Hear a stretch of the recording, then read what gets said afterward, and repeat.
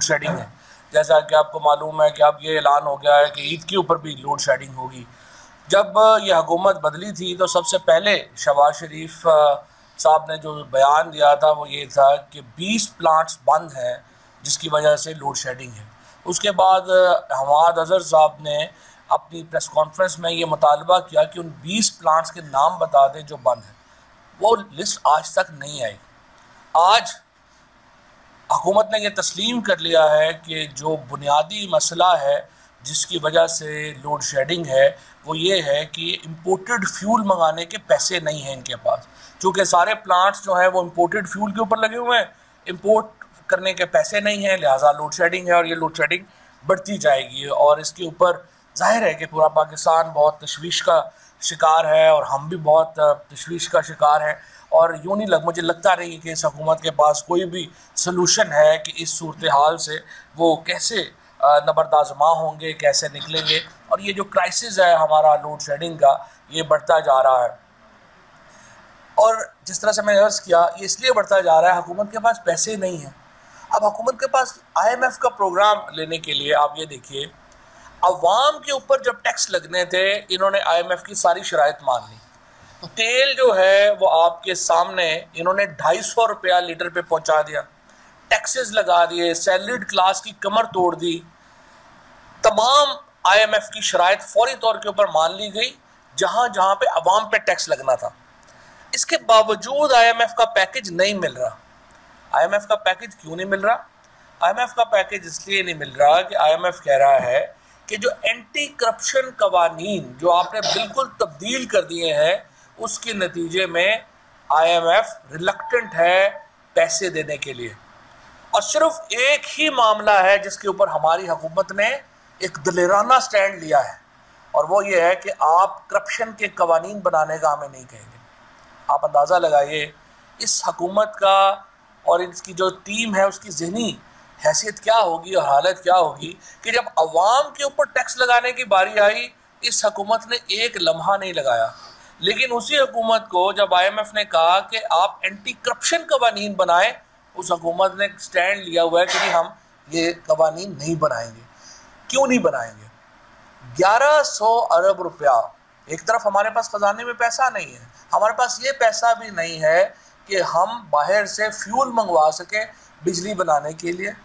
दूसरी तरफ 1100 अरब रुपया नैब के कवानीन में तब्दीली करके हुकूमत ने अपने आप को NRO2 दे दिया है।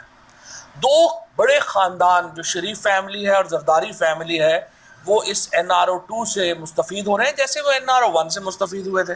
आपको याद ही है कि किस तरह से सरे महल जो था, जो आसफ जरदारी साहब की मलकियत था, उसको पहले कहा गया कि हमारा है ही नहीं।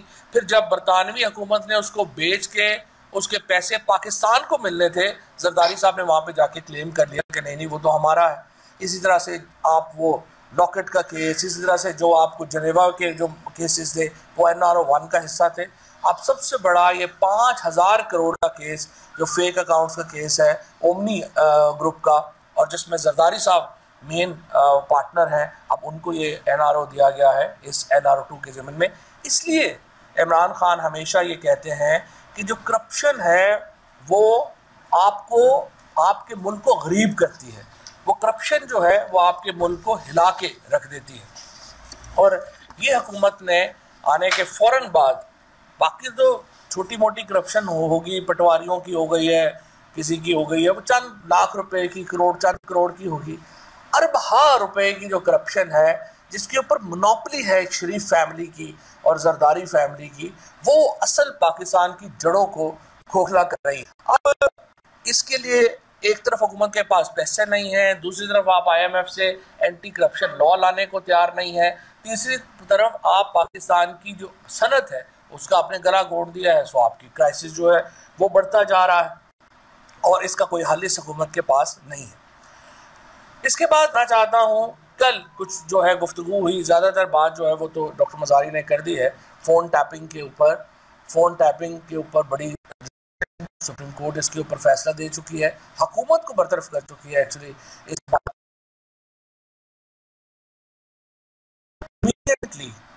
जो फ़ोन टैप जो हैं वो पाकिस्तान में हो रहे हैं, वो रिलीज़ किए जा रहे हैं और कोई उसके ऊपर जो है वो चेक नहीं है। फिर हो ये रहा है कि मुख्तलिफ जगहों के ऊपर टेम्पर किया जाता है, एक जगह से आवाज़ को लिया जाता है, दूसरी जगह जोड़ा जाता है, दूसरी से तीसरी जगह जोड़ा जाता है, फोरेंसिक नहीं है।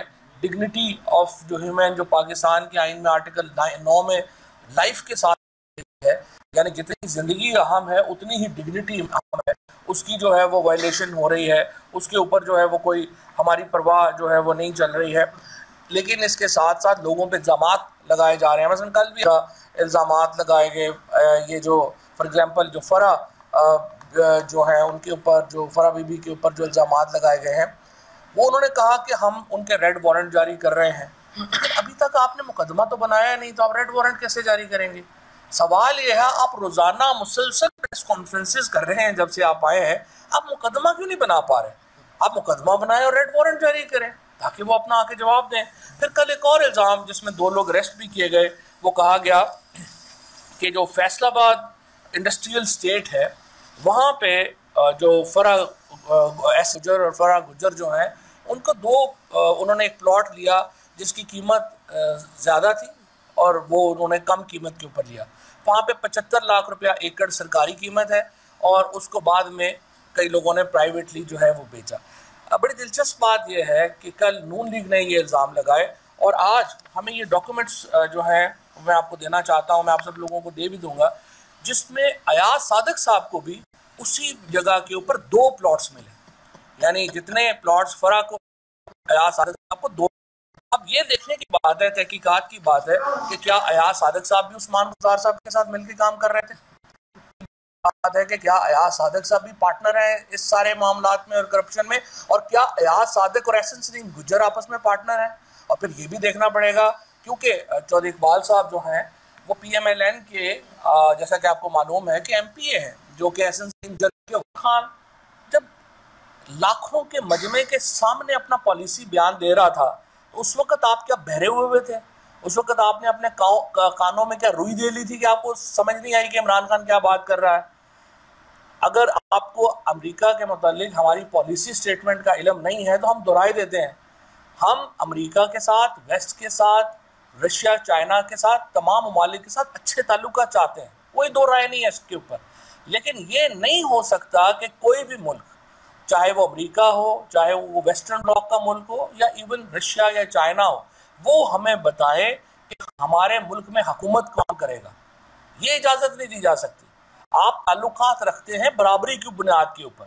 इस तरह नहीं है कि अगर आप ये समझें कि अगर आपको किसी ने नेशनल डे के ऊपर बुलाया भी नहीं और आप ज़बरदस्ती फ़ोन करके वहाँ चले जाएं और फिर सफ़ीर के मुंह में ज़बरदस्ती केक ठूसना शुरू कर दें। इस तरह से नहीं मुल्क चला करते। इस तरह से मुल्क की डिग्निटी जो है वो नहीं चला करती, और ना ही मुल्क के वज़ीर-ए-आज़म का इस तरह का बिहेवियर होना चाहिए कि वो सऊदी अरब जाए और वहाँ पे कहे कि आप समझते होंगे कि मैं मांगने आ गया हूँ, लेकिन देखें हमारी मजबूरी है, मैं मांगे बगैर क्या करूँ। इस तरह का वज़ीर-ए-आज़म पूरे मुल्क को, आप अपने जो लीडर मुंतखब करते हैं वो आप इसलिए मुंतखब करते हैं कि वो आपकी इज्जत में इजाफा करेंगे, इसलिए मुंतखब नहीं किए जाते कि वो आपके कद में इतना कमी कर दें कि आपकी इज्जत ही ना रहे। आज जो पाकिस्तान का पासपोर्ट है, जिसकी तरह से ओवरसीज़ पाकिस्तानीज़ क्यों खिलाफ हैं नून लीग के? ओवरसीज़ पाकिस्तानीज़ इसलिए खिलाफ हैं, उनको एहसास होता है कि कितनी उनकी इज्जत नफ्स मजरू होती है जब शहबाज शरीफ जैसा आदमी पाकिस्तान का वज़ीर-ए-आज़म होता है, कितनी उनकी इज्जत नफ्स मजरू होती है जब नवाज शरीफ और मरियम जैसे लोग, जरदारी जैसे लोग जो हैं वो पाकिस्तान को रिप्रेजेंट कर रहे होते हैं, क्योंकि ये लोग बाहर बैठे हुए हैं, इनको एग्जैक्टली पता है कि क्या होने जा रहा है। उसके बाद पंजाब के आज जो स्टेटमेंट आई है एक अंसार अवासी साहब की स्टोरी कि फ़ौज ने कहा है कि वो इलेक्शनों से और हर जगह पे आर्मी चीफ ने ये हदायत जारी की है, ये बड़ी अच्छी, मैं समझता हूँ कि एक सही जानब एक कदम है, और हम देखेंगे कि इसके ऊपर अमल भी पूरा होना चाहिए। क्योंकि इसमें अगर जो सबसे डिस्टर्बिंग है वो ये है कि अभी कौमी असम्बली में कुछ तकरीरें हुई, उनमें अगर आपने तकरीरें देखी हों तो MKM के दोस्तों ने और फिर जो BAP के दोस्तों ने और फिर एक इंडिपेंडेंट जो मेंबर हैं, उन्होंने खुल के कहा कि उनकी स्कीमें जो थी वो PSDP में नहीं आ रही थी, और फिर उन्हें फ़ौज से फ़ोन करवाने पड़े, एहसन इकबाल को सेक्टर कमांडर साहब से फ़ोन करवाने पड़े कि फिर वो PSDP में हमारी स्कीमें जो हैं वो शामिल हुई। तो ये एक ज़ाहिर है कि मामला इससे बिल्कुल मुख्तलिफ है। जो आज आर्मी चीफ़ की हदायत हैं उसके बिल्कुल बरक्स है। तो हम देखेंगे कि MKM है, BAP है, या ये बाकी लोग हैं, ये कितनी देर में अपने आज़ादाना फ़ैसले लेने में कामयाब होते हैं। और अगर इनकी स्कीमें जो हैं वो वफाकी वज़ीर ने फ़ोन कॉल पे डालनी है, तो फिर तो ज़ाहिर है कि उसकी इंडिपेंडेंस जो है वो सवाल निशान जो है वो रहेगा। और आखिर में मैं अभी अब 2 मिनट में आपके और लूँगा। जो पंजाब में इलेक्शंस हो रहे हैं उस पर, पंजाब के इलेक्शंस में मैं आज हमने इलेक्शन सेल की मीटिंग कॉल की है, इमरान खान उसको चेयर कर रहे हैं। कुछ बड़े हैरत अंगेज स्टैटिक्स जो हैं, जो शुमारियात हैं वो हमारे सामने आए हैं। उनमें जो 2 हल्के हैं, एक हल्का 167 है लाहौर